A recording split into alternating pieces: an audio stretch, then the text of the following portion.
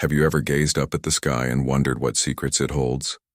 For the ancient Egyptians, the sky was the domain of a powerful and majestic deity, Horus, the falcon god. Today, we're journeying back in time to uncover the secrets of Horus, the guardian of the sky and a symbol of divine power that has captivated humanity for millennia. Who was Horus? Imagine a god with the head of a falcon, his piercing eyes scanning the horizon. He wasn't just any deity. He was the very embodiment of the heavens. The sun and moon were considered his eyes, constantly watching over the land of Egypt. This connection to the sky made him a symbol of vigilance and omnipresence. But his role went far beyond being a celestial guardian. Horus was the personification of divine kingship. Every pharaoh who ruled Egypt was seen as the living embodiment of Horus on earth. This divine link legitimized their rule, transforming them from mere mortals into gods among men. The pharaoh was not just a king. He was Horus, the rightful heir to the throne, tasked with maintaining cosmic order, or Ma'at, and protecting his people from chaos. So when you saw the pharaoh, you were, in essence, looking at the earthly form of the great sky god himself. One of the most enduring symbols from ancient Egypt is undoubtedly the Eye of Horus, also known as the Wadjet Eye. But what does it truly represent? This iconic symbol is a powerful emblem of protection, healing, and restoration. Its story is deeply rooted in Horus's most famous myth, his epic battle against his uncle Seth. During their fierce conflict for the throne of Egypt, Horus's left eye was gouged out by Seth. But the story doesn't end there. In a display of divine magic, the eye was miraculously restored by Thoth, the god of wisdom. This act of healing transformed the eye into a potent symbol of wholeness and rejuvenation. It was believed to have magical healing properties and was worn as an amulet by both the living and the dead to ward off evil and ensure safety. The intricate design of the eye also corresponds to mathematical fractions, symbolizing the idea that even in fragmentation, there is a path to becoming whole again. It's a beautiful metaphor for resilience and the power to overcome adversity. The story of Horus is a saga of justice, rivalry, and destiny. It all begins with the tragic story of his parents Osiris and Isis. Osiris, the just king of Egypt, was betrayed and murdered by his envious brother Seth, who then usurped the throne and plunged the kingdom into chaos. The grieving Isis, using her powerful magic, managed to conceive a son with her deceased husband, Horus. Hidden away in the Nile Delta marshes to protect him from his vengeful uncle, Horus grew up with a single purpose: to avenge his father and reclaim his rightful inheritance. When he came of age, the great conflict began.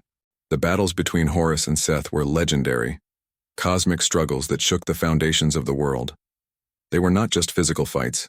They were symbolic contests between order and chaos, legitimacy and usurpation. In one famous episode, Seth transformed into a giant hippopotamus and Horus harpooned him, showcasing his strength and determination.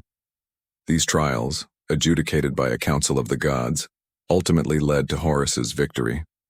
He was declared the rightful king of Egypt, restoring Ma'at and ensuring the continuation of his father's just rule.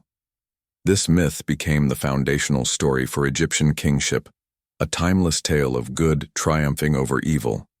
How did the Egyptians picture this mighty god? When you look at ancient temple walls and artifacts, you'll most often see Horus depicted as a man with the head of a majestic falcon. This powerful imagery wasn't arbitrary. The falcon, with its incredible speed, sharp vision, and ability to soar high above the earth, was the perfect animal to represent a sky god. It symbolized royalty, power, and a perspective that sees all. Sometimes he is shown as a full falcon, perched protectively, or as a young boy, emphasizing his role as the heir, Horus the Younger. In his battles against Seth, he is often depicted as a strong, capable warrior. Each representation highlights a different aspect of his complex character: the watchful protector, the divine ruler, the avenging son, and the symbol of renewed life.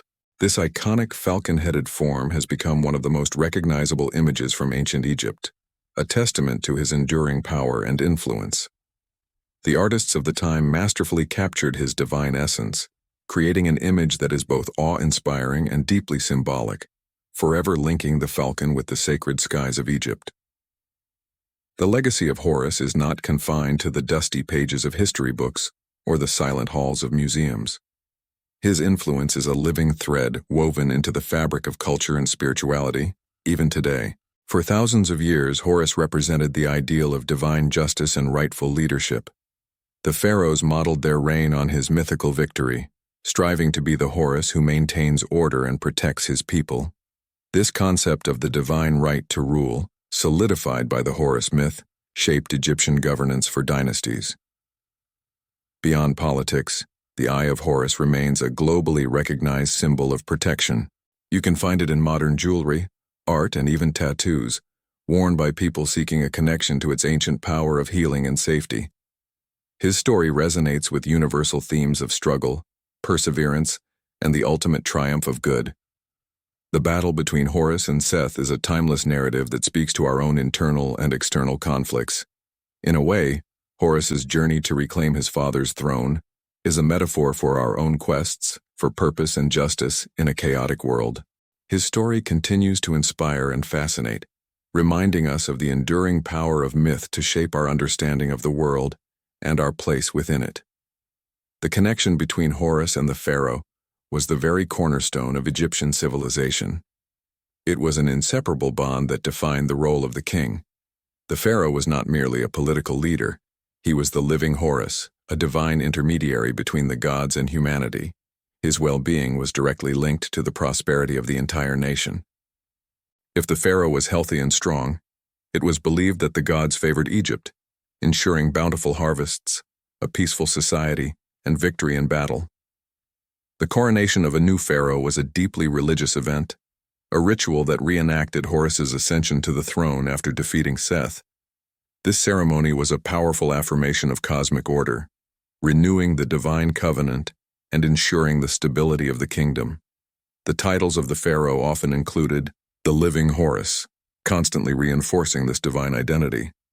This belief system provided a profound sense of security and continuity for the Egyptian people. They looked to their pharaoh, not just for governance, but for a tangible connection to the divine, a guarantee that Horus, the great protector, was watching over them from the sky and walking among them on earth. From the soaring falcon god who ruled the skies to the divine king who walked the earth, Horus is a figure of immense complexity and significance.